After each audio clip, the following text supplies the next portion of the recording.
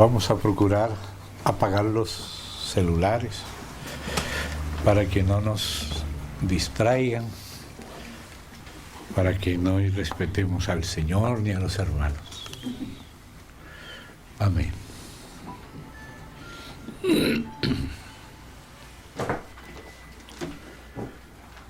Querido Padre,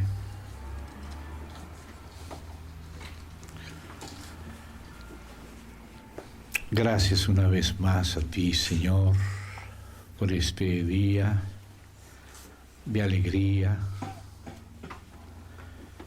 que es alegría por causa de ti, Señor, porque te tenemos a ti, porque nos amaste primero, nos creaste, nos salvaste, nos buscaste, Señor, nos has ayudado hasta aquí. Y tu amor es fiel y permanente. Tú eres el motivo de nuestra alegría, Señor. Eres nuestro descanso. Una vez más, Señor, con tu socorro elevamos a ti nuestros ojos, nuestro corazón,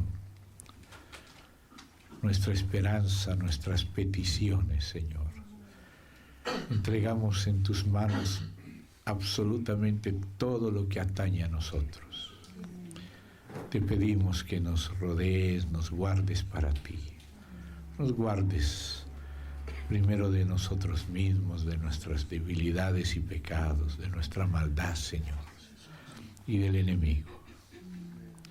Dejamos todas las circunstancias visibles e invisibles, conocidas y desconocidas, en tus manos.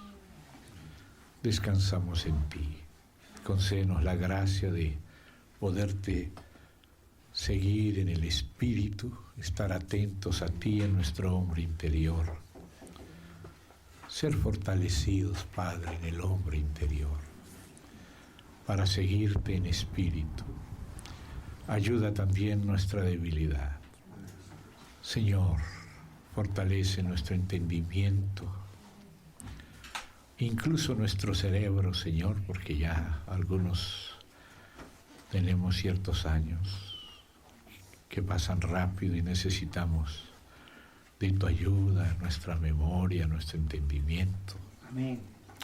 Dejamos en tus manos nuestra condición.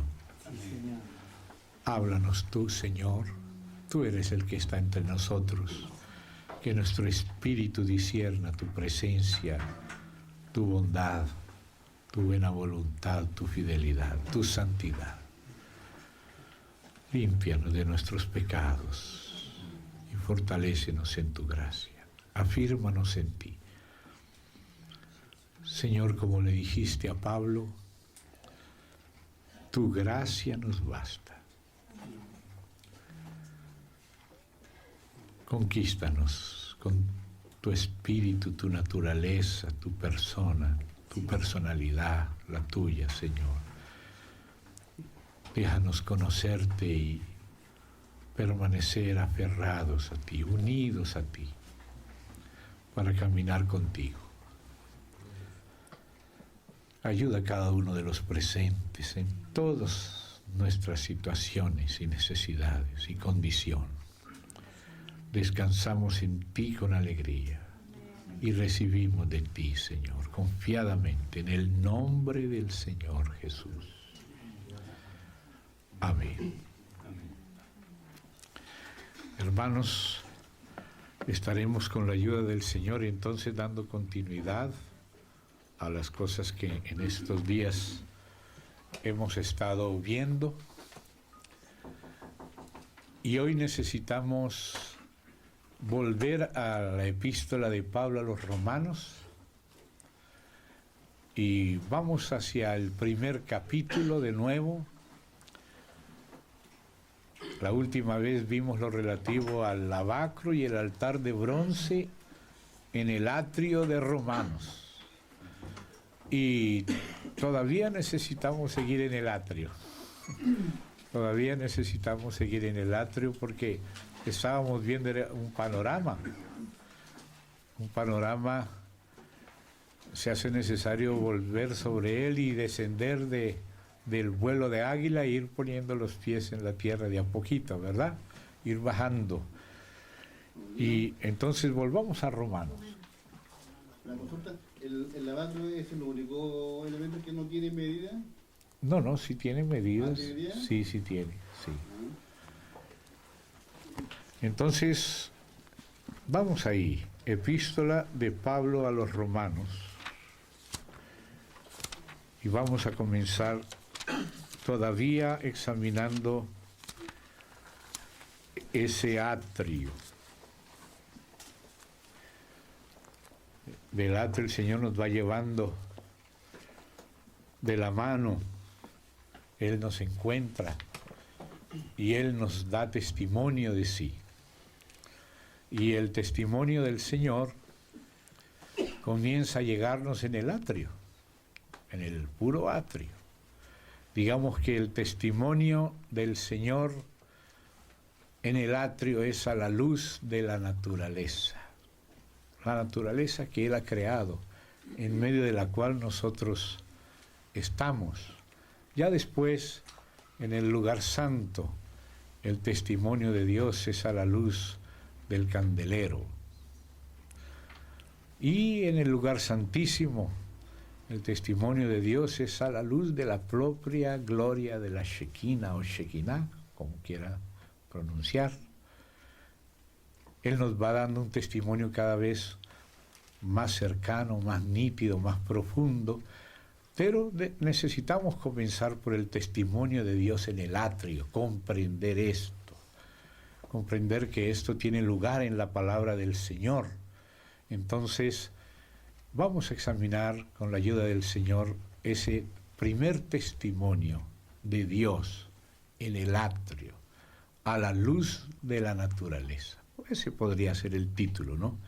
El testimonio divino en el atrio, a la luz de la naturaleza.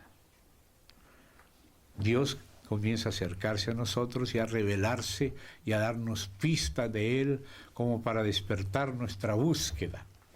Amén.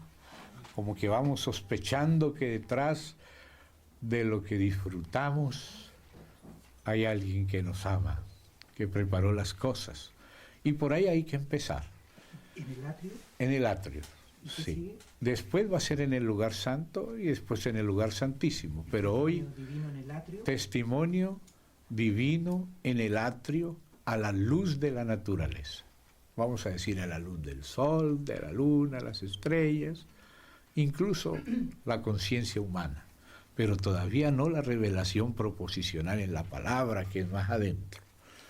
Por ahora vamos a ver cómo Dios ha dado lugar a todos los hombres para comenzar a conocer algo de Él. No todo, pero algo verdadero. Y por eso es necesario que veamos cómo el mismo Espíritu Santo nos enseña el lugar del testimonio de Dios a través de la naturaleza creada por Él. Él empieza a acercarse a todos los seres humanos a través de la condición de cada ser humano allí donde está. Amén. Estábamos viendo ayer en el atrio el trabajo del Espíritu Santo de convencer al hombre, al mundo. Él hace un trabajo con la iglesia, pero también el Espíritu Santo hace primero un trabajo con el mundo para tomarlo desde afuera del tabernáculo hacia adentro del atrio.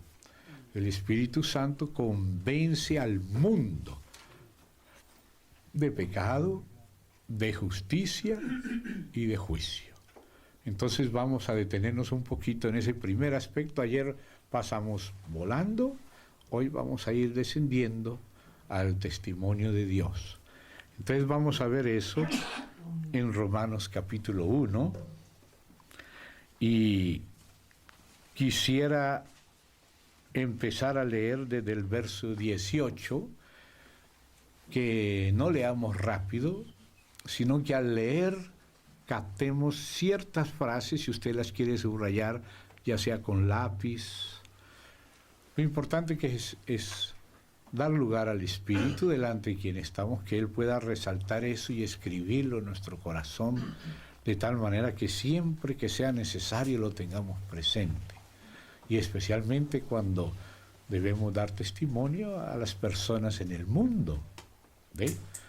En el mundo. En el verso 17 había hablado del Evangelio, o sea, digamos, el Evangelio ya enunciado, ya predicado, que corresponde a algo más interior. Pero antes de eso, antes de sembrar, hay un trabajo que se llama de arar.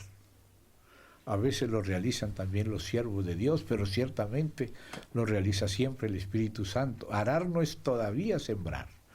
Ustedes recuerdan en aquella parábola del deber del siervo, donde el Señor habla de un siervo que trabaja arando o sembrando o apacentando las ovejas o los vacunos, en fin, y luego llega a donde su Señor y primero, antes de comer, él le prepara a su Señor la comida, ¿verdad? Y le sirve.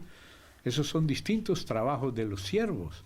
Servir al Señor es un trabajo de adoración, de comunión íntima con Él, que no se trata solamente de estar afuera en actividades, sino como los hijos de Sadoc, estar en privado ministrando al Señor mismo. Y también hay el trabajo de apacentar, ese es un trabajo pastoral, y hay el trabajo de sembrar, que es un trabajo evangelístico. Pero uno pensaría que el trabajo evangelístico sería el primero, pero realmente hay un trabajo anterior al trabajo evangelístico, que es el que el Señor utiliza con esa palabra arar, todo siervo que ara, ¿verdad? Antes de sembrar hay que arar. Arar es preparar la tierra para sembrar después. Voltear la tierra patas arriba, como decimos en Colombia, aquí también. Sacarle las piedras, las raíces, todo lo que va a estorbar, porque antes de que las personas puedan recibir el Evangelio están llenos de piedras y de raíces de otras cosas. Entonces Dios tiene que hacer un trabajo preparatorio al trabajo de la siembra. Uno siembra, otro riega, pero otros aran. Algunos trabajan en esa área y ciertamente Dios mismo y el Espíritu está trabajando en esa área, convenciendo al mundo de pecado, de justicia y de juicio. Y después con el Evangelio. Pero no nos olvidemos que hay un trabajo que el Espíritu Santo siempre está haciendo con el ser humano. Ustedes recuerdan cuando Dios se puso al nivel de Jacob y de varón a varón luchó con él. O sea, así es Dios. Dios se pone en el nivel en que las personas están y trabaja con nosotros tal como nosotros somos. Él nos amó primero y Él es el que vino a buscar lo que estaba perdido y Él se pone en el nivel nuestro y comienza a pelear. Son peleas de amor, pero son peleas. Y Él dice, no contenderá mi espíritu para siempre con el hombre. Eso era lo que dijo de los antidiluvianos. O sea, ¿qué estaba haciendo Dios antes de que viniera el diluvio? Estaba contendiendo con el hombre. Dios, que es Dios, se pone al nivel de cada uno, según lo que cada uno entiende, según lo que cada uno ha percibido, según lo que cada uno ha recorrido, según la condición de tantos que somos tan distintos y a la vez tan parecidos. Las dos cosas son verdaderas. Y con cada uno, como con Jacob, de varón a varón, con cada uno Dios trata en su nivel, en su situación, y está contendiendo con nosotros. Por eso le decía a Pablo, dura cosa te dar coces contra el aguijón. El aguijón es el trabajo convictivo del Espíritu Santo, llevándonos a la luz, corrigiendo nuestros pensamientos, nuestras insensateces, nuestras amarguras, venganzas, y Dios está trabajando con nosotros. Y eso era lo que hacía durante el tiempo del diluvio. Fíjate que también hubo un periodo del diluvio que es como si fuese ese lavacro, ¿no? Y después vino 2000 años después la crucifixión, que es el altar de bronce. Y fíjate que antes mientras llegábamos en el periodo prediluviano al diluvio, estaba Dios haciendo ese trabajo de contender con el hombre, así como cuando nos miramos en el lavacro hecho con los espejos para empezar a reconocernos y a descubrir que somos inexcusables y ser trasladados a la gracia, que es la única salida, la gracia del Señor. Entonces Él comienza a convencernos y dice que no contenderá mi espíritu para siempre. Hay un momento en que el Señor insiste, pero mire lo que dijo de los antediluvianos. Todo el tiempo el pensamiento de ellos era solamente el mal. Todo el tiempo solamente el mal, imagínense. No había ni un pequeño espaciecito, porque si hay un agujerito por ahí entra la luz. Pero estaba tan cerrado y el Señor ya sabe cuándo ya no va a haber ninguna oportunidad. Entonces Él dice, como no aprobaron tener en cuenta a Dios, y lo dice en este primer capítulo acá, entonces Dios los entregó. Dios dijo, esto es lo que ellos aman, esto es lo que ellos quieren, sé que ya no hay espacio. Muchas veces ha perdonado Dios a personas duras porque Él sabe que en algún momento habrá un espacio. Pero Él, cuando Él ya sabe, dice, ya paró de contender. Por lo menos Él ya hizo lo que tenía que hacer, aún a sabiendas de que sería rechazado, pero como Él mismo le dijo a Ezequiel, al menos sabrán que hubo profeta en Israel, al menos sabrán que Dios intentó. Dios intentó. Porque Dios es soberano, pero no es dictador. ¿Ve? Él es todopoderoso, Él es soberano, pero Él no fuerza a nadie. La gracia está siempre ahí, pero la gracia no es irresistible, como dice el calvinismo o el hipercalvinismo, especialmente en los cánones de Dort. Después volveremos a eso un poquito más. La Biblia dice, vosotros resistís siempre al Espíritu y hacemos afrenta al Espíritu de gracia, dice también en Hebreos. Y Jesús dice, yo quise, pero tú no quisiste. O sea que el Señor, aunque Él es todopoderoso y Él quiere que tú quieras. Y si tú no quieres, Él no te va a violar, porque Dios no es violador. Amén. Lo primero que Él dice a su pueblo es que de todo corazón, espontáneamente, le hagan un santuario y Él va a estar entre nosotros, como Padre entre hijos e hijas. Eso es lo que está en su corazón. Y la gracia viene y toca nuestro corazón, no para forzarlo, sino para capacitarlo a ser responsable. Con la caída el hombre ya no puede, pero con la gracia el hombre puede, pero Dios no lo obliga. La gracia no obliga. La gracia dice, estoy aquí para sostenerte y ayudarte. Cuenta conmigo, pero no te fuerza. Yo quiero. Y si tú sabes lo que yo quiero y tú quisieras querer lo que quiero, no es sino que me lo pidas y lo tienes. Pero Él no fuerza, ¿se da cuenta?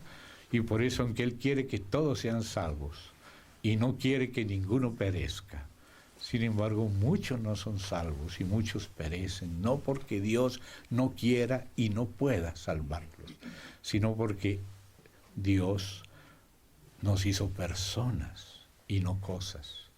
Nos hizo seres humanos y no títeres.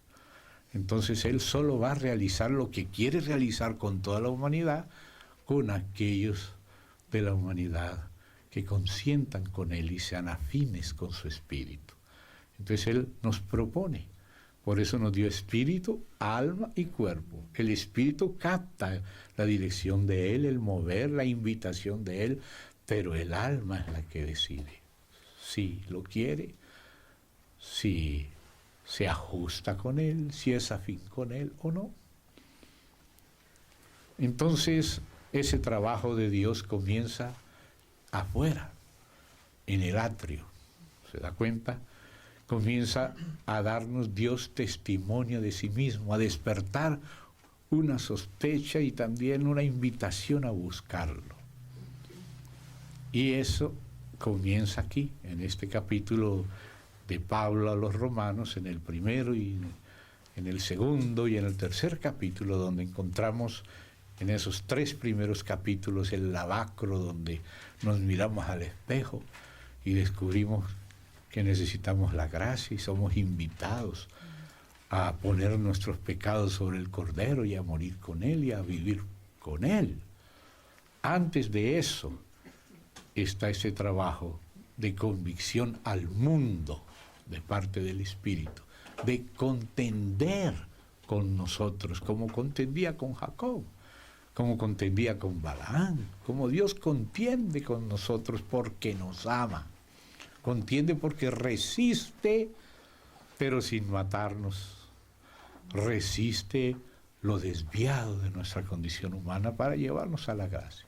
Amén. Entonces empecemos a ver aquí ese trabajo y empecemos a leer ya en el 17 que habla del Evangelio, pero eso pertenece a algo posterior. El Evangelio ya es la siembra, pero antes de la siembra es arar, el trabajo de contienda. Y por eso mire cómo empieza aquí. Porque la ira de Dios, hubiera podido decir solamente Dios, pero empezó el Espíritu Santo a mostrar que somos pecadores y que delante de Dios no estamos haciendo las cosas bien y que necesitamos ser perdonados, arreglados y tratados por Dios.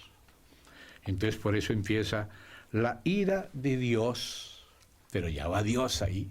Pero primero parece que conocemos ese lado que nos asusta de Dios.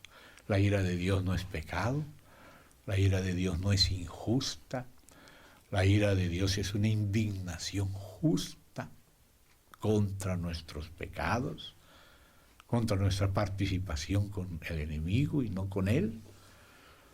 Y ahora dice, se revela.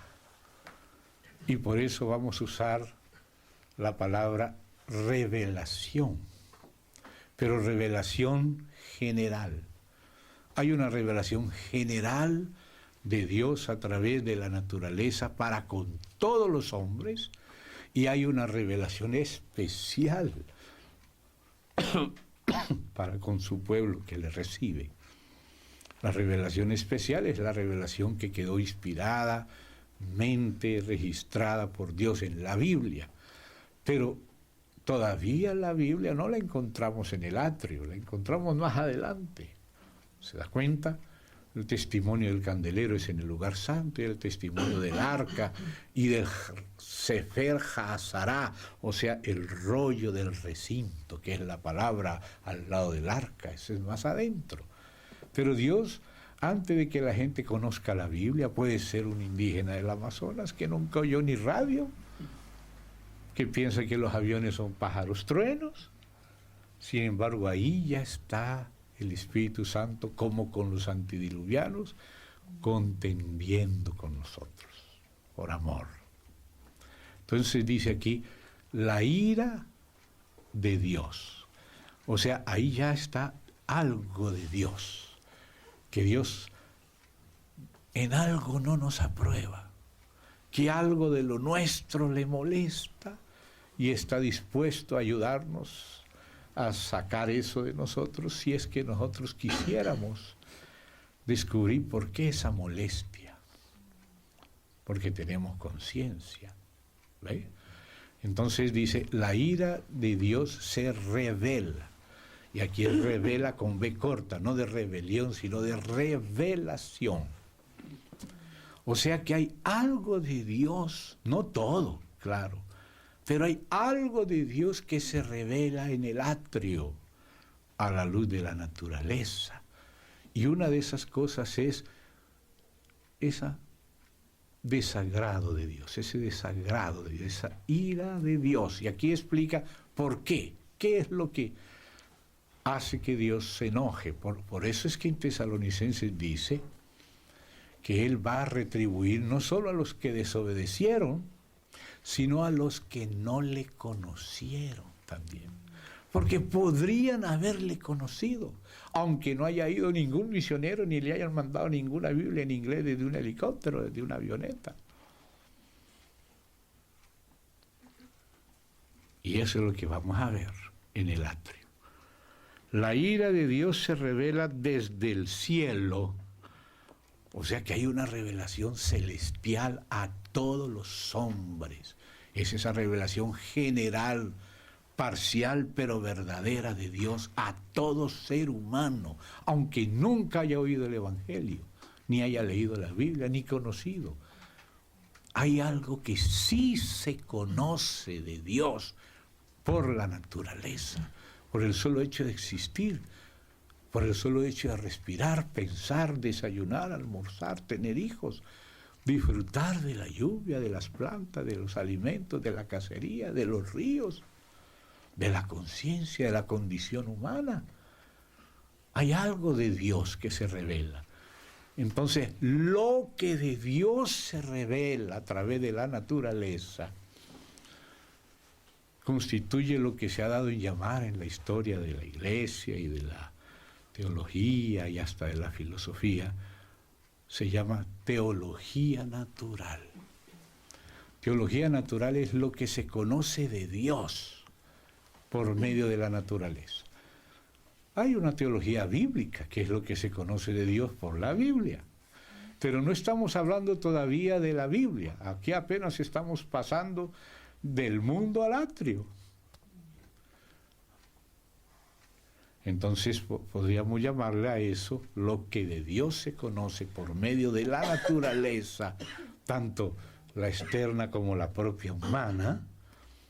Lo estamos llamando esa parte de la verdad de Dios. No es todo, pero es una parte. Podríamos llamarlo teología natural. Es una revelación especial, verdadera.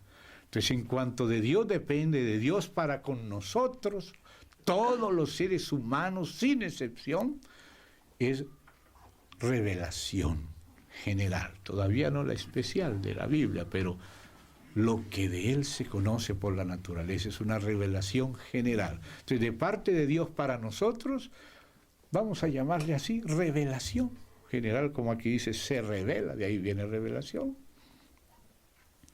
Y teología natural ya es de parte de nosotros. Lo que nosotros captamos de Dios cuando Él se revela en parte a través de la naturaleza. Entonces, lo que nosotros captamos de parte de Dios, del discurso de Dios sin palabras, como dice aquel salmo, que los cielos cuentan la gloria de Dios y sin palabras sale un mensaje de Dios a través de la naturaleza. Entonces, esa revelación general es captada por nosotros y esa verdad, cuando la estructuramos, cuando vamos sumando lo que de Dios se conoce por la naturaleza, todavía no por la Biblia, no por la Iglesia, no por Israel, sino solamente por estar existiendo aquí en la tierra. Hay algo que de Dios se conoce, y aquí vamos a ver esa frase: lo que de Dios se conoce es manifiesto. Pero no lo que se conoce a través de la Biblia todavía, sino lo que se conoce a través de las huellas de Dios en la naturaleza. Entonces, ese conocimiento nuestro de la revelación general es lo que se ha dado en llamar de teología natural, o sea, la palabra acerca de Dios o el discurso acerca de Dios, pero desde la naturaleza. Por eso se llama natural. ¿Ve? Y eso lo vamos a ver acá. Entonces pongámosle mucha atención a esas frases claves para que nosotros veamos los capítulos que la misma palabra de Dios dice que están incluidos en la teología natural, o sea, la revelación especial. De Dios para nosotros, revelación general, perdón. De nosotros para con Dios, teología natural. Lo que Dios revela es revelación. Lo que revela por la naturaleza es revelación general. Pero lo que nosotros entendemos de esa revelación ya es nuestra teología. pero no la bíblica. Todavía no estamos hablando de la Biblia. Estamos hablando de que hay algo de Dios, hay un discurso de Dios que la naturaleza nos da, o que Dios nos revela a través de la naturaleza. Entonces esa parte nuestra es teología natural. O sea que nosotros podemos equivocarnos, a veces entendemos mal a Dios, ¿ve? O sea que nuestra teología natural a veces puede estar correcta y a veces incorrecta, y por eso este capítulo del atrio, donde el Espíritu Santo convence al mundo de pecado, de justicia y de juicio, tiene ciertos capítulos. La teología natural tiene sus capítulos, sus contenidos. Aquí estamos en una escuela de la obra, ¿no? Por eso hablamos más de esto más detenidamente. Entonces, lea conmigo su Biblia para que captemos a ver en la medida que Dios nos vaya mostrando. La ira de Dios se revela, o sea que hay una revelación de Dios y de un aspecto de Dios primero. Aquí el primero que mencionó fue la ira. Gracias a Dios que no es solo la ira, pero la ira se revela desde el cielo contra toda impiedad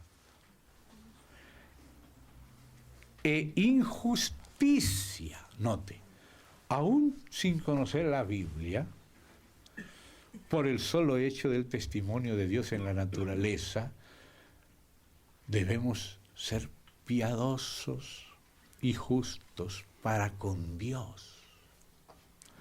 O sea que Dios muestra que el hombre es injusto e impío con él y por lo tanto con los demás y con la naturaleza.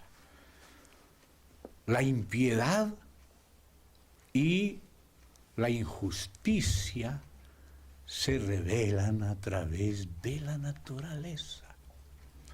¿Por qué? Porque todos nosotros nos molesta cuando se hace injusticia contra nosotros.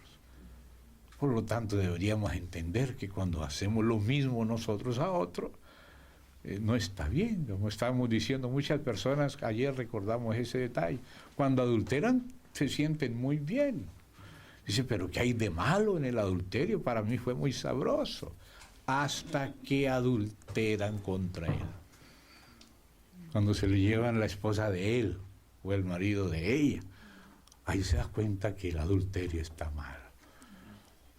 Porque mientras soy yo el que lo cometo contra otro, puedo pensar, pero yo sé que adentro, sé que está mal. No necesita haber nacido Moisés para que yo sepa eso. Porque a mí no me hubiera gustado que se llevaran las mías. Entonces yo entiendo que no me debo llevar la del otro. O no solo la mujer, puede ser la casa, o puede ser cualquier cosa que le robe. Si a mí no me gusta que me roben, debo entender que yo mismo no debo robar, aunque nunca haya leído el Decálogo, ni el Código de Hammurabi, anterior al Decálogo, donde también la naturaleza humana y la obra de la ley escrita en nuestros corazones también se manifiesta en esos códigos humanos anteriores. Como dice, mostrando la obra de la ley escrita en los corazones, así sea rudimentariamente, pero por lo menos las sociedades han tratado de gobernarse por algunos códigos que no son perfectos, pero que nos dicen que hay injusticia en el hombre y que hay impiedad en el hombre y que con justicia la ira de Dios se revela contra esa impiedad y esa injusticia. Entonces luego dice así: injusticia de los hombres que detienen con injusticia. 2 veces la palabra injusticia. ¿Detienen qué? La verdad. O sea que hay una porción de la verdad que se conoce por el solo hecho de ser hombres y vivir la humanidad en la tierra. No importa si no es en un país cristiano, no importa si es por allá en la quinta porra. por allá, o en el Amazonas, o en la Antártida, o en el Ártico, donde para nosotros sea lejano. No sé cuáles serán las antípodas de Chile. La de Bogotá es Yakarta, en Indonesia. No sé cuáles serán las antípodas aquí que están al otro lado de nosotros. Esa es la quinta porra, es un dicho. Lo más lejos, Nueva Zelanda. Entonces, vea, al otro lado. Entonces ya nos estamos dando cuenta que sí existe un contenido de revelación de general divina a través de la naturaleza y que nos habla de Dios mismo y de la ira de Dios contra la impiedad humana y la injusticia humana contra cierto nivel de verdad que se revela. Por eso dice, la ira de Dios se revela contra toda injusticia de los hombres que detienen. No solamente que no reconocen, sino que se oponen al aguijoncito de cierta parte de la verdad. No es toda la verdad, pero sí es la verdad. Verdad de Dios. Que no solamente está en la Biblia. Todavía no está hablando de la Biblia. ¿Ve? Pero está hablando de tienen que con injusticia. La verdad. O sea, hay cierta verdad de Dios que se conoce en la naturaleza y se conoce lo que es impiedad y se conoce lo que es injusticia y se conoce que Dios se opone y se enoja por nuestra injusticia y por nuestra impiedad y por detener. Y detener la verdad es injusticia. Y por eso la inexcusabilidad del hombre va apareciendo y el Espíritu Santo va convenciendo al mundo de pecado primero. Y por eso aquí comienza, es por esto. Y luego dice más. Y va a explicar por qué le llama verdad, por qué le llama revelación, por qué le llama injusticia humana, impiedad humana y a la vez revelación divina, así sea de la ira que revela al mismo tiempo su rectitud, porque es una ira contra lo que es impío y lo que es injusto. Por lo tanto, Dios no es impío, porque se revela la ira contra la impiedad, o sea que Él no es impío. Dios es pío, es piadoso. Y Dios es justo. Mire todo lo que se ha revelado de Dios a la luz de la naturaleza en el atrio. Y luego empieza Pablo a explicar, porque él dice cosas y luego las explica. Ese es el estilo. Él dice, da el paquete y luego empieza a explicar los por qué de la conclusión. Parece que él empieza dando la conclusión y luego la demostración. Es como las novelas que empiezan por el último capítulo y luego regresan para volverte a llevar a esa conclusión. Entonces dice, porque, entonces aquí está lo que había que subrayar, lo que de Dios se conoce, lo que de Dios se conoce. O sea, hay algo de Dios que se conoce a través de la naturaleza. Dice, lo que de Dios se conoce les es manifiesto, esto es a todos los hombres. Hay algo, no todo, claro, pero algo mínimo y verdadero, la verdad de Dios, que es manifiesta por medio de lo creado, va a explicar. Lo que de Dios se conoce, ese es el contenido de la teología natural. Les es manifiesto y de la revelación general. Y dice, ¿por qué les es manifiesto? Pues Dios se lo manifestó. O sea que Dios manifestó algo de la verdad acerca de Él por medio de la creación y lo va a explicar con otro porqué. ¿Ve? Y ahora dice el 20. Porque, y aquí está, podríamos ponerle el título a este capítulo de la teología natural, las cosas invisibles de Él. O sea, lo que de Dios se conoce, no solamente cosas visibles, se conoce por medio de la naturaleza las cosas invisibles de Dios. No todo, pero hay cosas invisibles que son verdad y se conocen.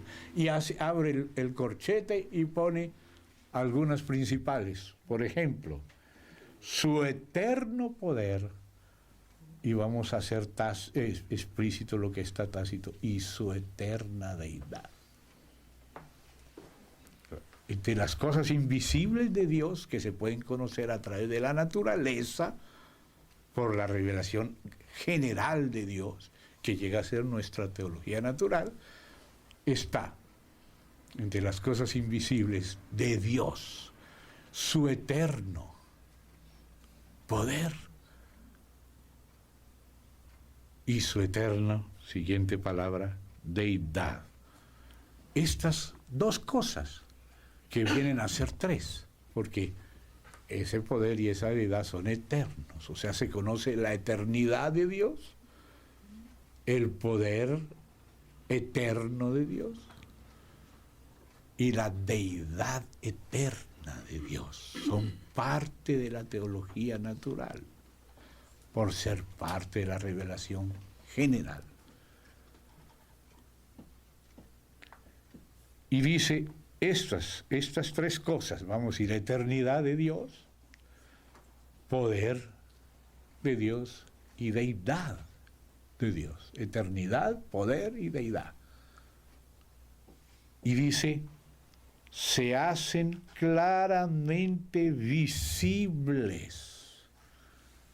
No desde que se empezó a escribir la Biblia, no, desde la creación del mundo.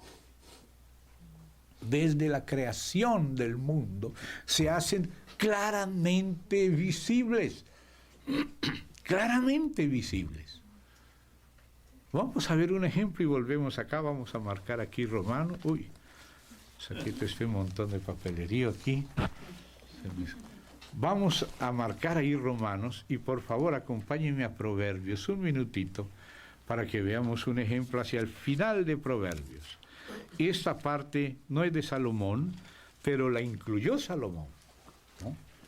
Y fue incluida en la colección de sus proverbios. Entonces vamos allí al capítulo 30. Pongámosle atención un poquito al capítulo 30. Palabras de Agur. No es Salomón, es Agur, hijo de Jaque. Jaque, perdón, el padre de Agur. La profecía, note, una profecía que dio el varón a Itiel y después a otro Itiel, a Itiel y a Ucal. O sea, él profetizó esto a 3 personas. Y eso quedó registrado. Y miren qué interesante, este es como un ejemplo de eso que estamos diciendo, del testimonio de Dios a través de la naturaleza. Porque mire cómo llegó él a la conclusión de que existe un Dios. Y no solo eso, sino que ese Dios tiene un hijo. ¡Oh! ¡Qué cosas vio este Agur! Y mire cómo habla Agur aquí. Ciertamente más rudo soy yo que ninguno, ni tengo entendimiento de hombre. Como quien dice, yo soy el último de esa especie humana. Soy el más rudo de todos. Él no pensaba ser un gran sabio. No, él se daba cuenta que era muy rudo, seguro a lo mejor era un campesino por allá, no sabemos. ¿Ve? Más rudo, no tengo ni entendimiento de hombre, hay cosas que ellos dicen y yo ni les entiendo, pero había algo que él entendía mejor que los entendidos del mundo. Mire lo que rudo, lo que que no entiende, y dice, yo me aprendí sabiduría. A lo mejor era analfabeto, quién sabe. No aprendió sabiduría del mundo, ni conozco la ciencia del santo. O sea, la ciencia, al santo sí, pero su ciencia no alcanza a entender a Dios.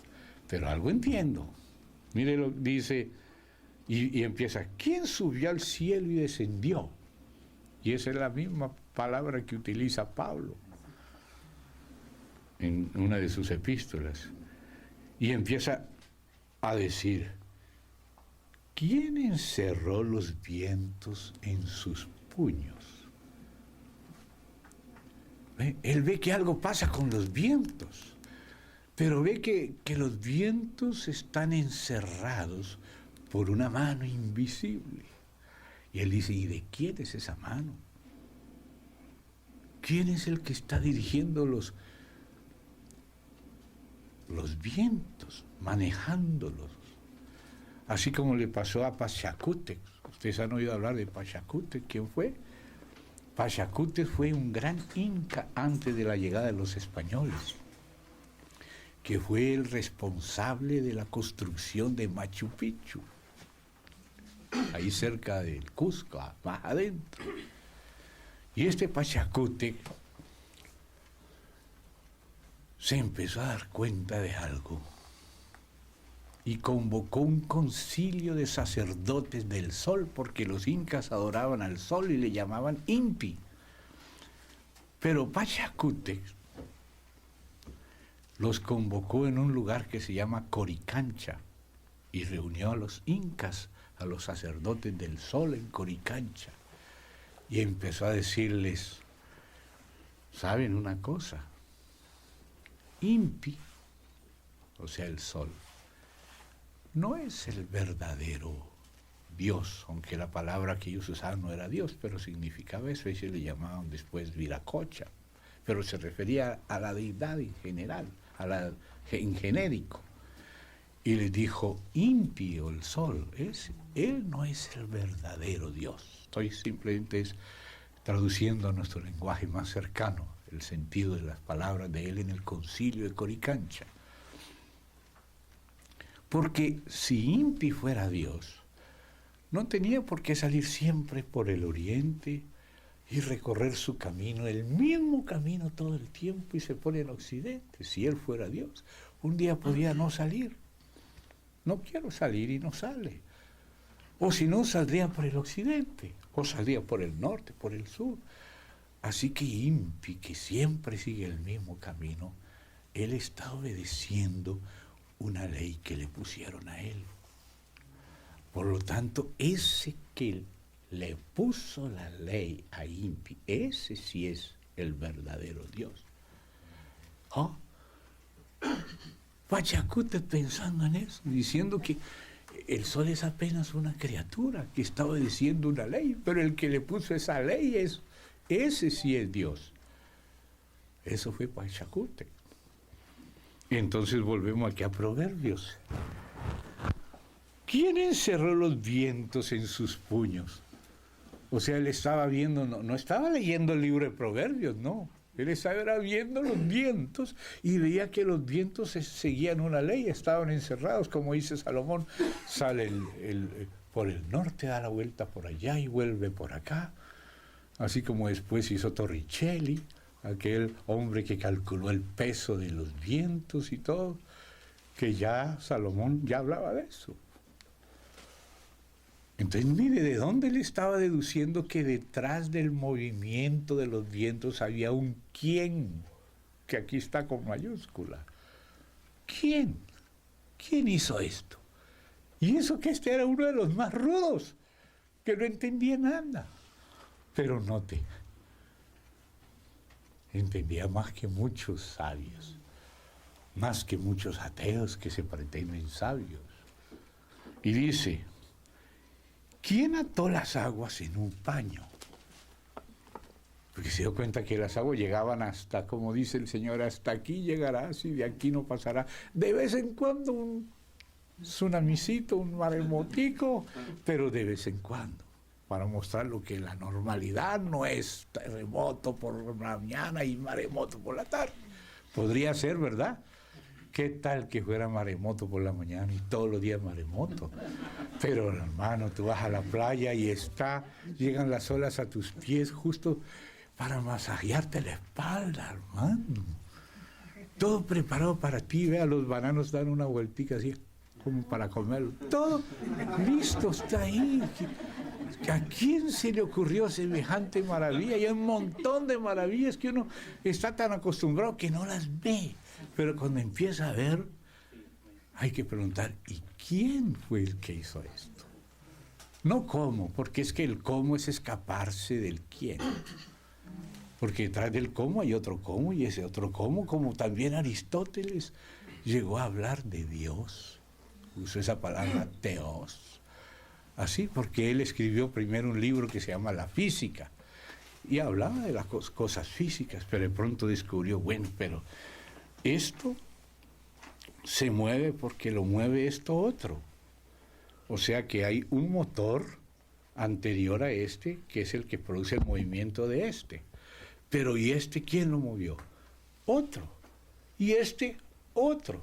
Y el de cómo es que esto funciona, encuentra otro cómo, y este cómo, y de cómo en cómo llega. Y dice él en otro libro que ya no le llamó la física, sino la metafísica, más allá de la física. Hay un primer motor que nadie lo mueve a él, más él es el que mueve a todas las demás cosas. Y le llamó Teos, o sea, Dios.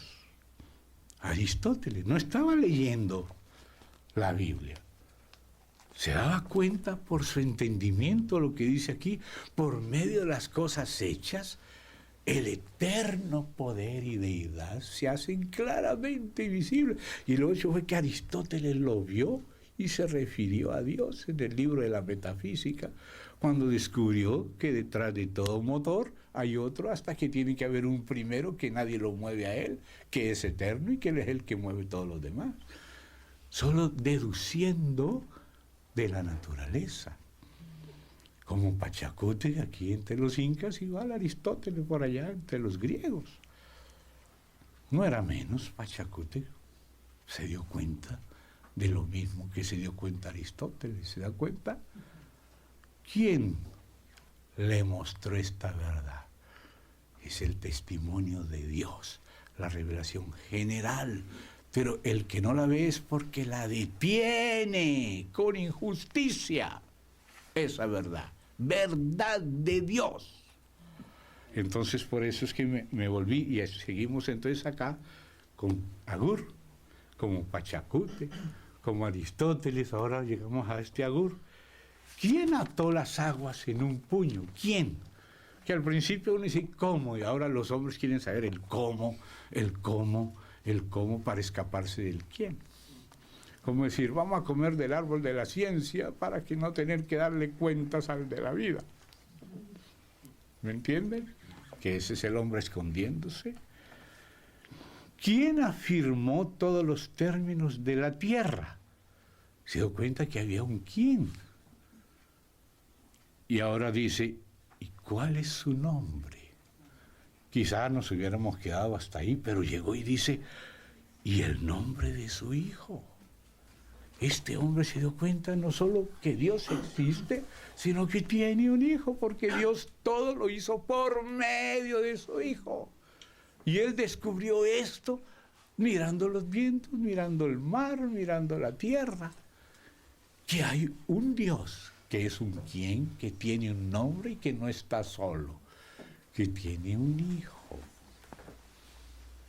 Eso sí es mucha luz de este rudo, de este que no entiende nada, entiende más que Darwin, más que Spencer, más que este Dawkins de hoy en día. Este rudo entiende más. ¿Cuál es su nombre y el nombre de su hijo? Entonces volvemos ahí de nuevo a Romanos, como habíamos prometido volver. ¿Para qué hicimos esa digresión? ¿No? Para resaltar y confirmar este verso 20. Las cosas invisibles de Él, su eterno poder. A esa conclusión llegó Aristóteles, un primer motor eterno que nadie lo movió, pero que él es el que puso en movimiento todo lo demás. O sea, lo que es la esencia de lo que se ha dado en llamar en la filosofía y en la teología el argumento cosmológico. O sea,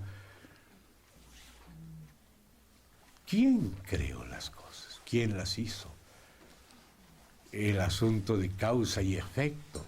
O sea, de causa eficiente. Tiene que ser una causa que sea capaz de producir el efecto de lo que encontramos en la vida.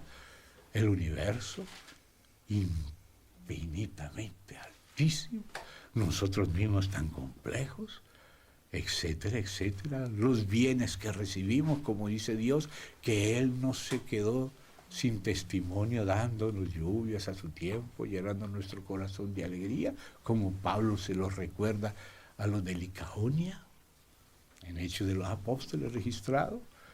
Entonces aquí está hablando de eterno poder y deidad claramente visible desde la creación del mundo. Y ahora dice, siendo entendidas que las cosas invisibles de la deidad, se puede entender cómo, por medio no solo de la Biblia.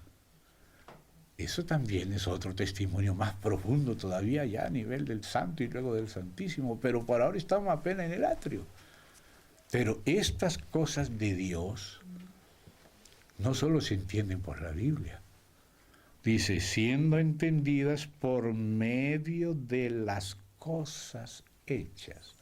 Las cosas invisibles de Dios, su eternidad, su eterno poder, y también lo otro que dice allí, su eterna deidad, o sea, la divinidad, se hacen claramente visibles. Es la verdad de Dios que Dios manifestó a todos los hombres, la revelación general que constituye nuestra teología natural, que tenemos que saber que existe y cuáles son sus contenidos, porque la iglesia también tiene que hacer uso de ella, como Pablo está haciendo uso aquí. Y está haciendo uso en el atrio. ¿Se da cuenta? Con el Espíritu Santo. Convence al mundo de pecado. Por eso dice, la ira de Dios se revela. O sea, Dios enojadito se revela contra la injusticia. O sea, que se revela también justo. Y se revela pío. O santo. Entonces dice, siendo entendidas por medio de las cosas hechas, o sea, a la luz de la naturaleza, ¿se da cuenta? El testimonio de Dios a la luz de la naturaleza. Entendidas las cosas invisibles de Dios por medio de las cosas hechas, de modo que no tienen excusa, o sea, convencidos de pecado. No tienen excusa. Pues, y vuelve y explica, puede ser lo mismo que porque, ¿ve? Habiendo conocido a Dios, o sea que hay algo que de Dios se conoce. Lo que de Dios se conoce por medio de la revelación general a la luz de la naturaleza. Habiendo conocido a Dios, no todo, pero algo, lo que de Él se conoce por la naturaleza, dice, no le glorificaron como a Dios. O sea que si conocemos a Dios, conocemos también por naturaleza, como dice Pablo, los gentiles por naturaleza hacen lo que es de la ley sin conocer a Moisés. Por la naturaleza humana, conocemos a Dios. En parte, no todo, no todos los detalles de Daniel 11 y de Ezequiel 40 y tanto, nada de eso, pero algo. Su eterno poder y deidad y justicia y su enojo justo, y su piedad y su derecho a ser glorificado. Porque dice, habiéndolo conocido, no le glorificaron, era para glorificarle. No le glorificaron como a Dios, ni le dieron gracias. Era suficiente ya para glorificarle y darle gracias con su testimonio a la luz de la naturaleza. Pero dice, sino que se envanecieron en sus razonamientos. Ajá. O sea, en vez de razonar bien, se envanecieron y la vanidad y la soberbia les nubló el entendimiento. ¿Ve? Entonces dice, y su necio corazón. Mientras no era necio, ¿por qué dice Pablo necio? Porque el Salmo decía, dice el necio en su corazón, no hay Dios. Eso es porque se puso necio. Se le empezaron a aflojar las tuercas. ¿Ve? Dios nos conceda cordura, hermanos, amén. No locura. La cordura es el temor de Dios. Entonces dice aquí, se envanecieron en sus razonamientos y su necio corazón fue entenebrecido. O sea que no estaba entenebrecido. Se entenebreció cuando se envaneció y no quiso reconocer a Dios y con injusticia se opuso a la verdad de Dios. Todavía sin ser oyente del cristianismo, ni siquiera del judaísmo, basta con ser humano en cualquier rincón del mundo. Ya era para glorificar y agradecer a Dios. Pero dice acá, profesando ser sabios, se hicieron necios, no eran necios. Como dice Salomón, Dios hizo al hombre bueno, pero ellos se buscaron muchas perversiones. O sea que, como dice el dicho por acá, no hay peor ciego que el que no quiere ver. ¿Se da cuenta? Por no querer ver le toca no ver nada. Tinieblas. Y ahora dice, se hicieron necios y cambiaron. O sea que la gloria de Dios era manifiesta a través de la naturaleza, pero el pecado del hombre cambió esa gloria. Y en vez de adorar al Creador, se empezaron a adorar a sí mismos y a los sapos y a las culebras, así como los egipcios que adoraban las moscas y después le tocó un montón de moscas.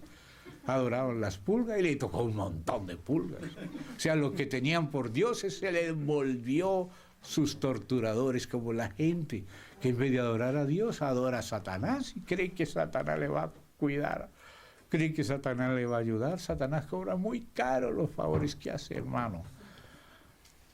Tener por Dios a los demonios es una locura, y rechazar a Dios y hacer pacto con nosotros, ¿a dónde te lleva? Y con justicia sufre lo que adoró, porque no adoró a Dios, ¿verdad? Entonces ahora dice aquí, se hicieron necios. Note que el problema, su necio corazón fue entenebrecido, se envanecieron, no glorificaron, no dieron gracias, profesaron sabiduría siendo necios, cambiaron la gloria del Dios incorruptible, ese quién que está detrás de todo, que preguntaba Gur, la cambiaron, dice aquí, en semejanza de imagen de hombre corruptible. Empezaron a adorar a los hombres, a sí mismos y a otros seres humanos, como en Corea adoran a este gordito, que casi va a producir una hecatombe nuclear. Dice que él y su papá eran Dios. Y se inclinan y los adoran. ¿Será que ellos no saben la bobera que están cometiendo?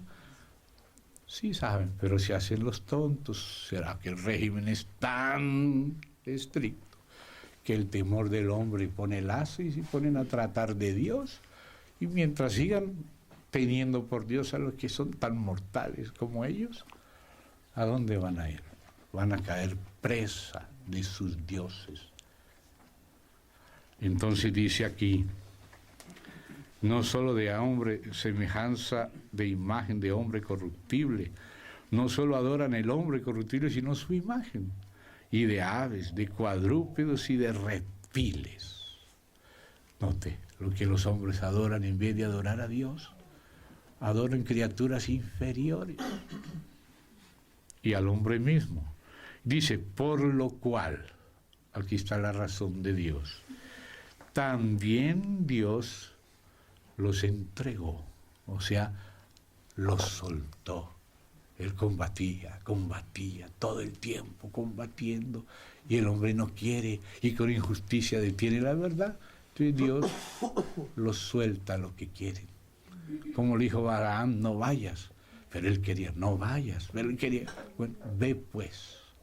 Pero cuando iba, el ángel se le puso en el camino y él no lo veía. Pero la burra veía más que el vidente. Qué cosa.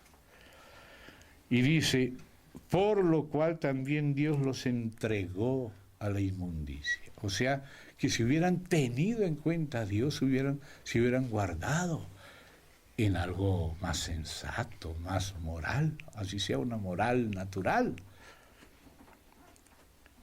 Los entregó a la inmundicia en la concupiscencia de sus corazones, de modo que deshonraron entre sí sus propios cuerpos. Ahí fue que entró el bestialismo, el homosexualismo, ya sea masculino o femenino, y a veces hasta con demonios. Deshonraron entre sí sus propios cuerpos, ya que cambiaron la verdad de Dios. Esa parte de la verdad estaba ahí.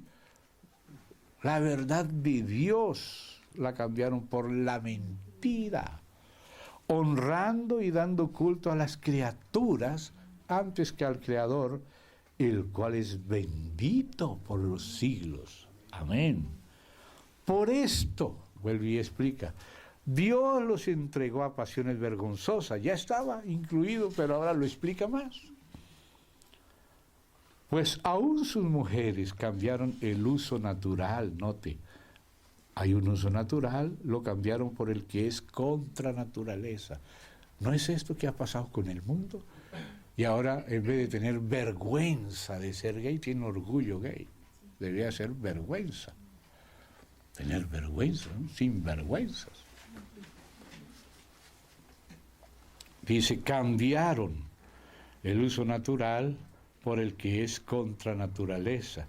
Y de igual modo también los hombres, dejando el uso natural de la mujer, se encendieron en su lascivia unos con otros, cometiendo hechos vergonzosos, hombre con hombres, y recibiendo en sí mismos, note esta palabra, la retribución debida a su extravío. Cada extravío tiene una retribución. Los hombres quieren hacer lo que en su juventud quería hacer Nietzsche, transmutar los valores, decía él, y poner los valores que se le dé la gana, pero luego tuvo que escribir ya al final de su vida, antes de irse al manicomio, tuvo que escribir otro libro, El Eterno Retorno. Él quería poner los valores que se le daba la gana, pero se dio cuenta que tenía que comérselos. Que si él establecía el orgullo, tenía que soportar el fruto del orgullo. Si establecía la soberbia en vez de la humildad, tenía que aguantarse la consecuencia de lo que escoge. El hombre no puede escoger lo que le da la gana. Hay un Dios, que es la verdad. ¿Nos ajustamos a Él o nos desintegramos? ¿Se da cuenta? Y eso se llama debida retribución al extravío.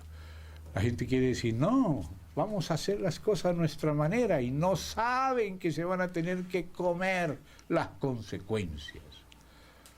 Cuando se las estén comiendo, ahí van a ver que Dios tenía razón, ojalá no sea tarde.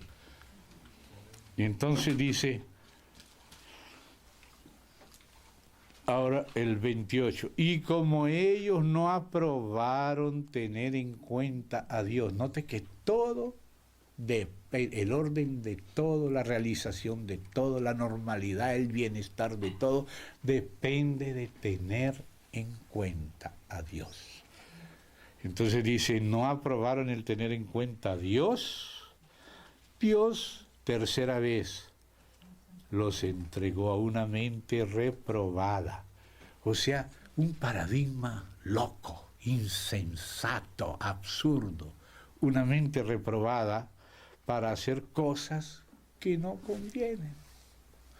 No convienen. estando atestados de toda injusticia, fornicación, perversidad, avaricia, maldad, llenos de envidia, homicidios, contiendas, engaños, malignidades, murmuradores, detractores, aborrecedores de Dios, injuriosos, soberbios, altivos, inventores de males, desobedientes a los padres, necios, desleales, sin afecto natural. Oiga, implacable, por lo menos hay un afecto natural, pero se pierde. Sin afecto natural, implacable, sin misericordia. Ahora noten esto, verso 32. Quienes habiendo entendido el juicio de Dios. No es que no sabían. Ellos saben y entienden el juicio, porque el Espíritu Santo convence de pecado, de justicia y de juicio. Dice, habiendo entendido el juicio, ellos saben, mire, yo lo he escuchado. Así hablar una antropóloga por allá, o una profesora de las universidades allá, hablando de cosas así, pero ahí entre bromas ellos dicen, bueno, como nosotros nos vamos a ir para el infierno. Ellos saben que se van para el infierno. Lo dicen así. No creen en Dios, pero creen que se van para el infierno, creen que se merecen el infierno. ¿Se da cuenta, hermanos? Habiendo entendido el juicio, porque ellos no son gallinas, ellos son seres humanos y tienen conciencia y saben que están haciendo mal, saben, quieren decir que no, pero ellos saben adentro. Y si aquí ya lo saben, imagínense lo que será el tormento de su conciencia y de su remordimiento cuando sepan que están allá a merced de sí mismos, de sus locuras y de sus dioses, porque ellos rechazaron a Dios. Y a la iglesia le toca hablar estas cosas, que ellos las entienden.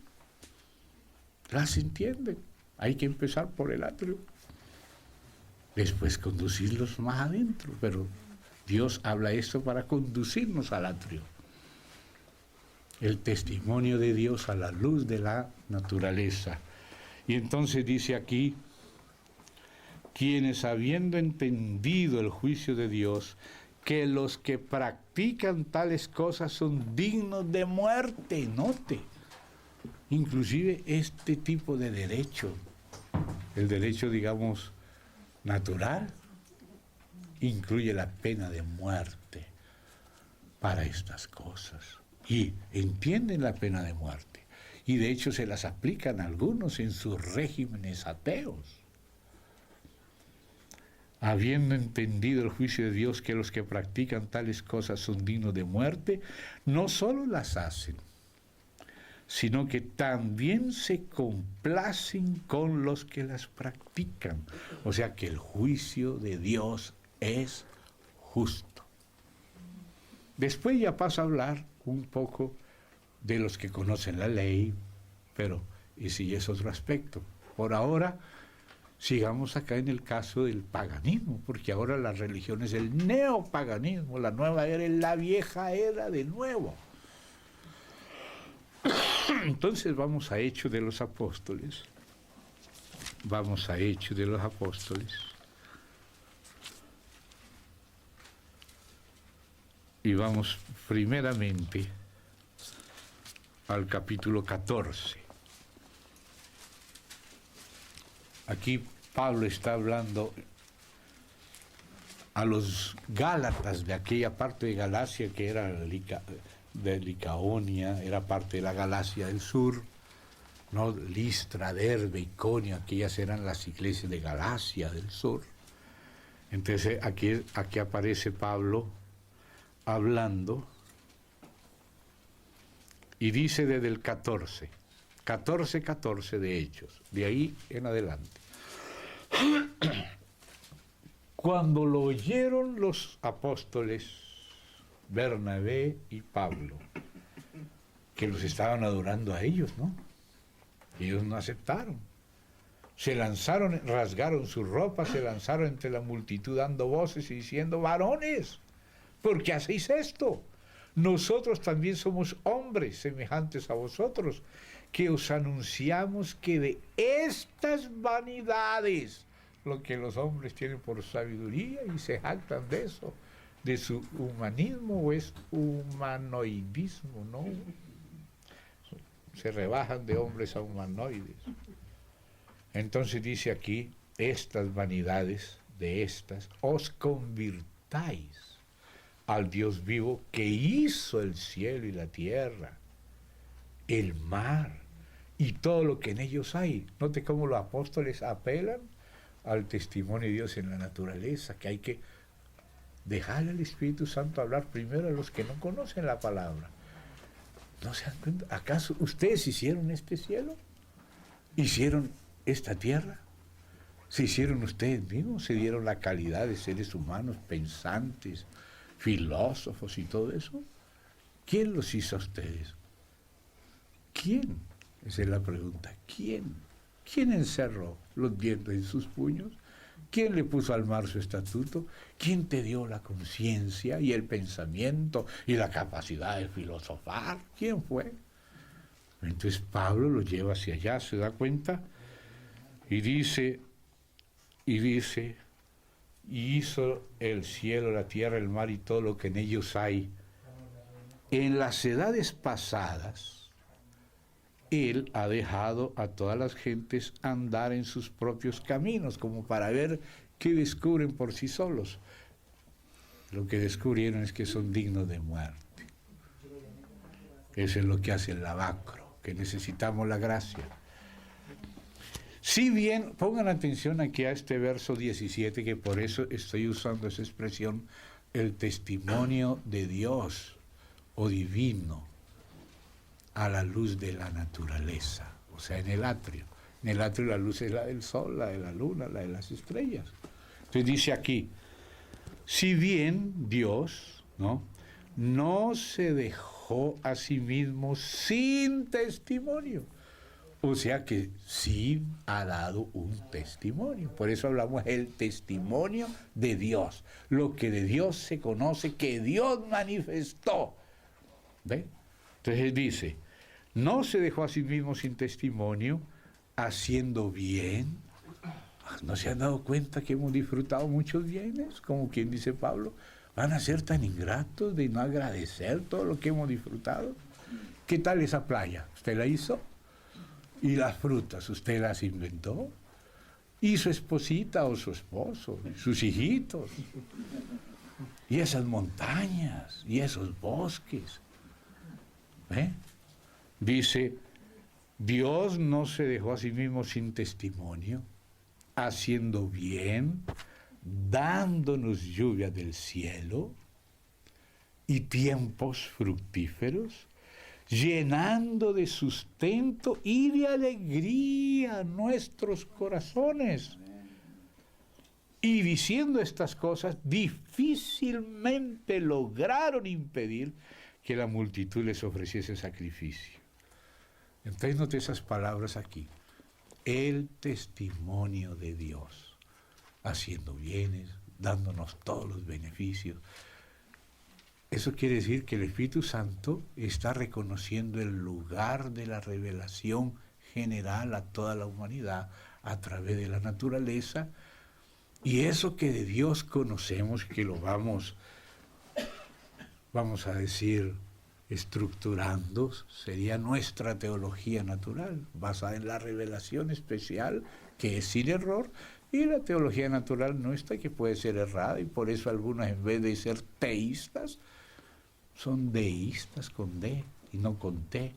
Teístas quiere decir que creen en un Dios trascendente, diferente de la creación, y que está sustentándola y que se mete la mano en ella y se revela y todo. Eso es el teísmo. Pero el deísmo con D, que hay que tenerlo muy en cuenta, porque esa es la filosofía de la vieja era, que es la nueva era, de nuevo la vieja. El deísmo es aquella filosofía que dice, bueno, sí, tiene que haber un Dios que creó el universo, pero ya lo creó y ya lo dejó funcionando solito y él ya no se mete en él ni nada, ahora el universo funciona solo. Eso es el deísmo. Y el panteísmo es no, todo lo que existe es Dios. Y de ahí sale que el maíz es Dios, y el agua es Dios, y el sol es Dios. Entonces es el politeísmo. Adorar las criaturas, y por lo tanto aparece el diablo diciendo que él también es Dios. Y como tiene un poquito más fuerza que los otros principados, porque él es un querubín, y empieza a engañar, y empieza a llevar las cosas, el agua para su molino contra Dios. Todo esto es parte de la guerra que la iglesia en la edificación de Dios tiene que pelear. Hoy en día tenemos que entender, hermanos, que la edificación de Dios, del cuerpo de Cristo, se realiza en medio de la guerra. Por eso en tiempo de Nehemías, cuando se reedificaba la ciudad, en una mano tenían el palustre y en otra tenían la espada.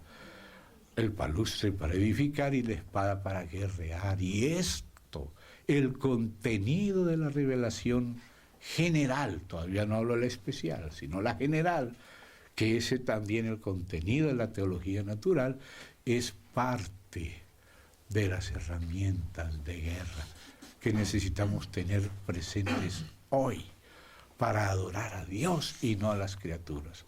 Ahora están blasfemando contra Dios y están adorando a las criaturas, incluso a los ángeles caídos, los nefilín, que ellos llaman Anunnaki, ahora quieren decir que fueron ellos los que crearon la humanidad.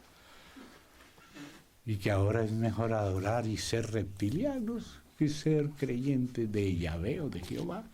Y lo dicen abiertamente, y en internet hay una guerra.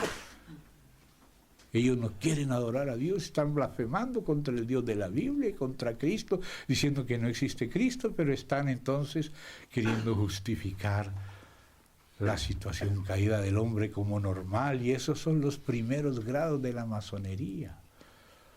La masonería tiene la regular 33 grados en 3 grupos de 11, porque ese número 11 viene de la Cábala, que ellos hablan de un ensof o un vacío que fue emanando, y esas emanaciones le llaman sefirot, o sea que es una sustancia que existe y que ella misma evoluciona. Es lo mismo que hay en el evolucionismo, que niegan a Dios, pero como algo existe, dicen, bueno, eso todo que existe, eso es lo que existe, es Dios, y adoran la creación en vez del Creador. Y eso está en parte ahí en la lucha que esta generación nuestra tiene que enfrentar. En esto nos ayuda Pablo, nos ayuda Juan, nos ayudan inclusive los hermanos de la iglesia primitiva. Yo les recomiendo leer por lo menos algunos de los llamados apologetas primitivos de la iglesia cristiana, que les tocó luchar contra el politeísmo de la época de ellos y derrotar el imperio romano. Hermanos como Atenágoras, si ustedes leen las apologías de Atenágoras, de Atenas, cómo iba refutando todos los dioses paganos. Esa es una riqueza que todavía de vez en cuando podemos tener. Hermanos que por la luz de Dios pelearon la guerra contra el paganismo. Y ese paganismo antiguo es el mismo del neopaganismo de la nueva era, que es la vieja, de nuevo. Son los mismos demonios, con las mismas idolatrías y necedades. Están adorando a los demonios en las grandes capitales, los grandes líderes. Que si dijeran nombres propios, ustedes dicen, hermano Gino, ¿de dónde está sacando eso? Se lo podía mostrar de dónde. Pero no me interesa hablar mal de nadie, pero sí decir que la gran ciudad es otra vez adicta de Babilonia, la vieja Babilonia.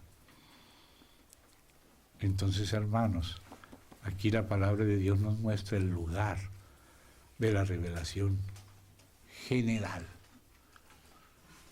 y la teología natural, que es parte de nuestra guerra y que nosotros necesitamos pelear esta guerra con la luz de Dios. Que Dios nos dé luz, la luz a través de la naturaleza, y también después viene lo otro. Usted recuerda, ya terminando, voy a por lo menos llegar a las 1:30, cuando en el libro de Job, Dios le dice unas cosas a Job. También le hace unas preguntas a Job, ¿recuerda? ¿dónde estabas tú y quién hizo esto y cómo esto, no? Y luego dice Dios, pregúntale a las veces, pregúntale a la naturaleza, como quien dice, y ellos, la naturaleza, te enseñará. Eso le dice Dios a Job, pregúntale. O sea, empiezan la gente a analizar la naturaleza y tiene que darse cuenta que hay un Dios, ¿no? Porque dice, ¿dónde estabas tú cuando yo hice eso? En verdad, ni Adán estaba aquí, ni Matusalén, menos yo, va a decir Job. ¿Y quién fue el que hizo esto? ¿Y quién ordenó sus medidas? ¿No te das cuenta de las medidas? ¿No te das cuenta que si estuviéramos más cerquita del sol estábamos achicharrados? Y un poquito más lejito estábamos congelados. Entonces, ¿quién nos trazó con cordel la medida exacta aquí para la vuelta exacta? ¿Quién? ¿Ve? ¿Quién? Y no quiere saber quién. No quiere saber quién. Ahora, en vez de decir Yahvé Elohim, dice cualquier ángel caído de esos Nefilín, que ahora llaman Anunnaki, como los sumerios, que Enki, que yo no sé qué, que Enlil, están diciendo que esos son los creadores del hombre. Las serpientes, los ángeles caídos, contando la historia para robarle la gloria a Dios. Y en esa guerra estamos nosotros, hermanos, y no podemos ser indefinidos, sino muy claros. Que Dios nos dé claridad para pelear esta guerra hoy. Amén. Y ver cómo la ha peleado el Señor con la iglesia que era primitiva y nuevita.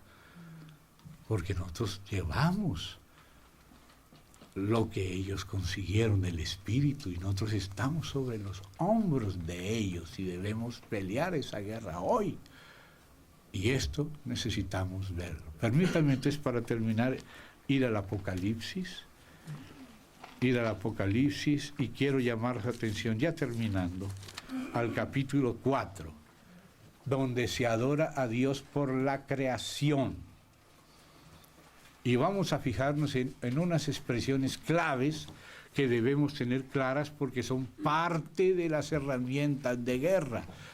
Porque ellos, en vez de ser teístas y darle la gloria a un Dios distinto de la creación, que estaba antes de ella, que la sostiene y que de Él es todo, pero Él no es la creación.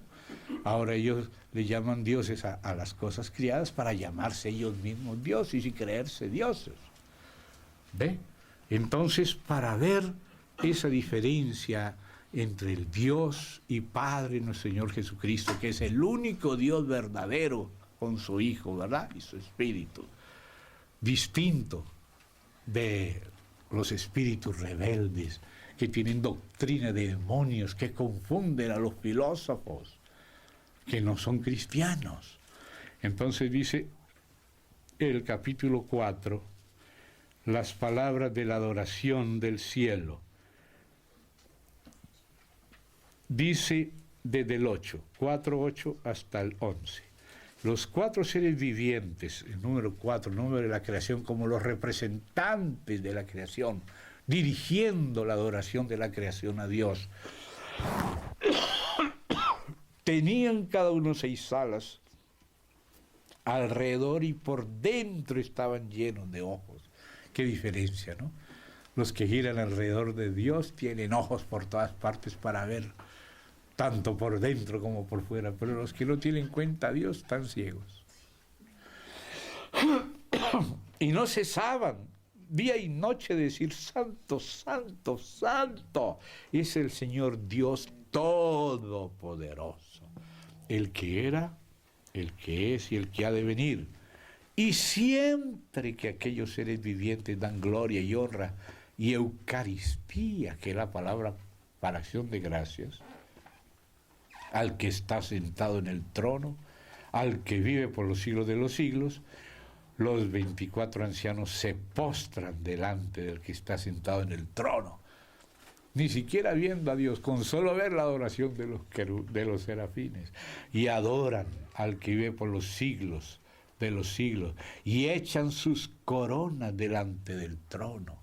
Note, cuando la gente ve a Dios, sale del trono y pone todo lo suyo a los pies del Señor, diciendo, ahora note lo que dicen aquí estos 24 ancianos: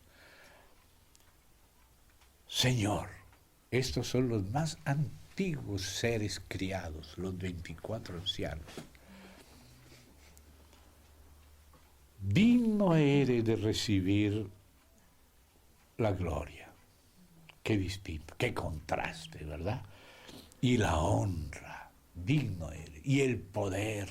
Nosotros por eso debemos adorar a Dios. Y dice, porque tú creaste todas las cosas. O sea, las cosas son creadas por Dios. No son Dios. Ninguna criatura es Dios. Solo Dios es Dios.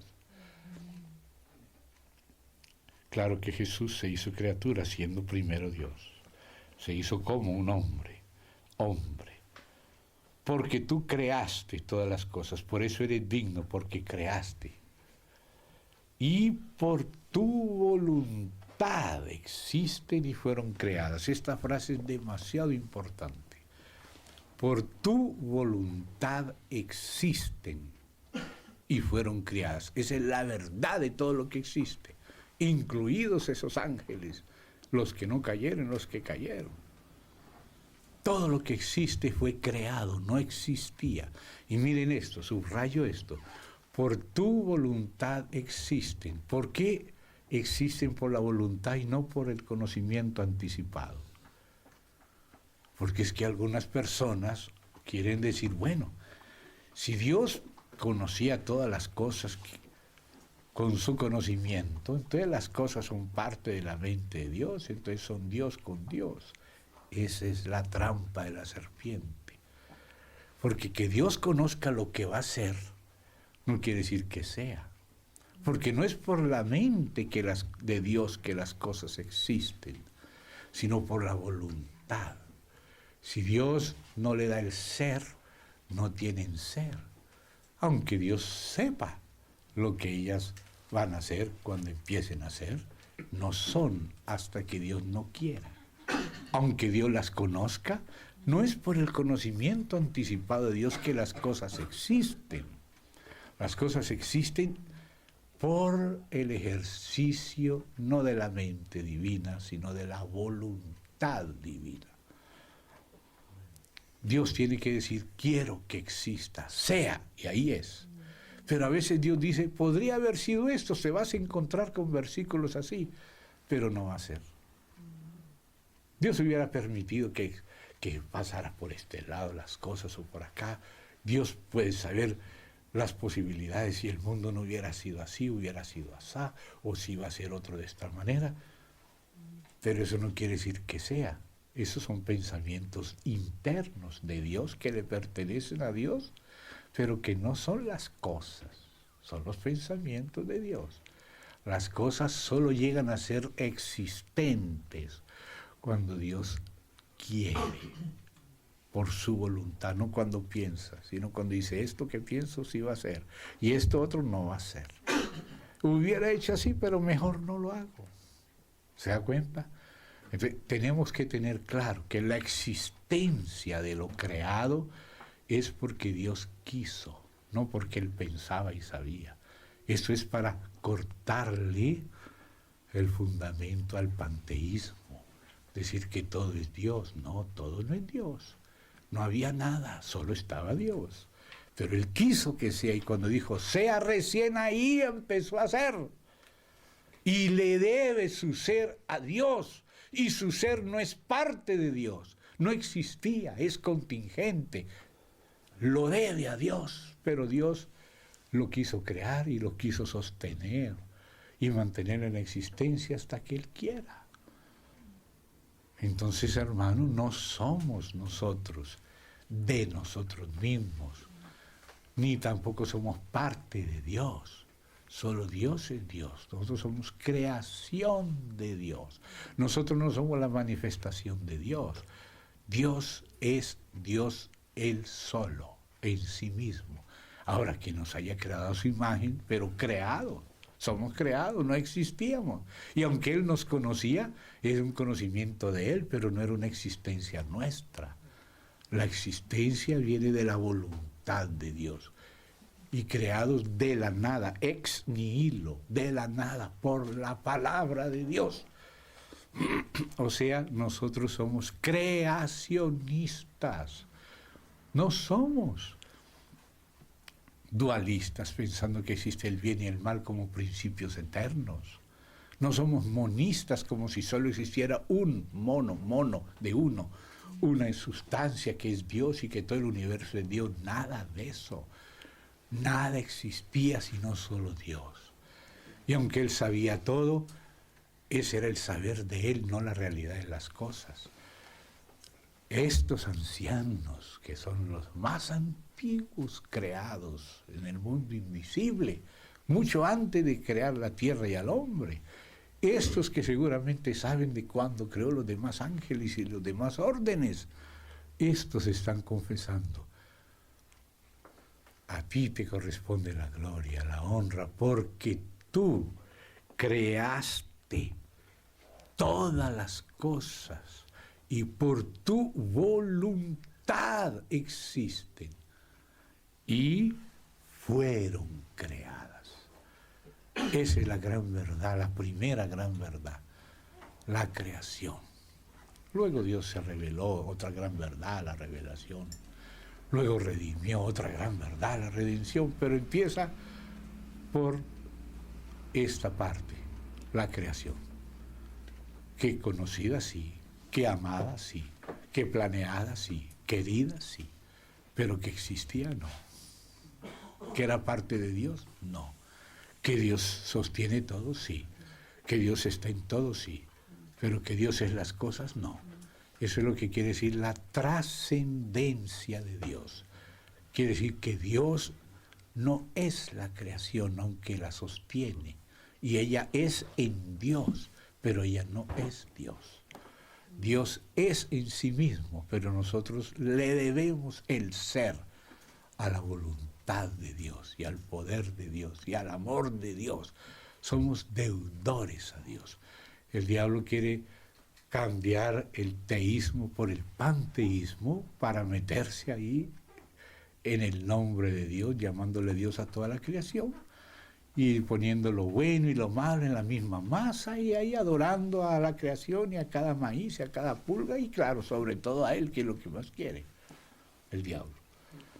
Amén, hermanos. Entonces vamos a parar acá, que el Señor nos conceda claridad de las cosas, en nombre del Señor Jesús. Querido Padre, te agradecemos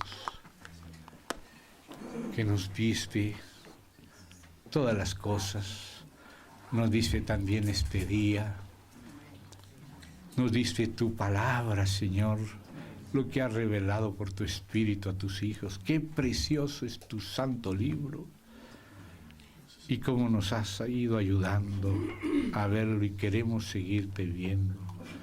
Queremos, Señor, seguirte conociendo en espíritu y siendo liberados de toda mentira astuta y escondida que quiera robarte la gloria y apartarnos de ti para hacernos locos y no cuerdos. Concédenos tu santa cordura, Señor, de reconocerte y amarte y adorarte. Descansamos en ti. Escribe tu palabra en nosotros. Abre nuestros ojos, que te veamos en todas partes y te adoremos, aunque las cosas no eres tú, pero tú estás detrás de todo. Te adoramos a ti, oh Padre. Nos alegramos en conocerte, porque te revelaste a tu pueblo amado. Y sobre todo por tu Hijo Jesucristo, por el Espíritu. Y ahora estás en la iglesia, te formas en la iglesia, para que nosotros conozcamos y demos tu testimonio a través de ti. En el nombre del Señor Jesús. Amén y amén. Gracias, hermano.